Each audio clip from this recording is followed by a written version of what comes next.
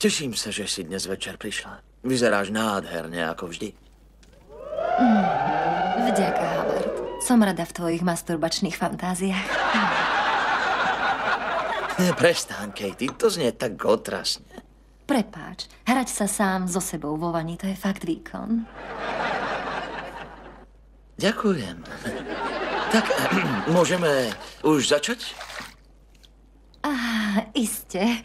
Ale môžem sa ťa niečo spýtať? Budeš Cylonka či kolonistka? Nie. Prečo si predstavuješ, že si so mnou, keď môžeš byť so skutočnou ženou? Myslíš Bernadette? Nie, myslím princeznu Leju. Jasné, že hovorím o Bernadette. Je to skvelé dievča a páčiš sa jej. Ja viem, ale ona nie je ty. Ja nie som ja. Skutočná ja. Randí v Beverly s vysokým pracháčom. Je vysoký, ozaj? 1,90 m.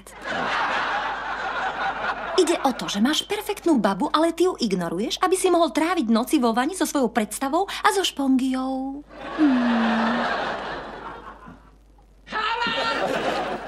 Čo tam toľko robíš? Kúpem sa!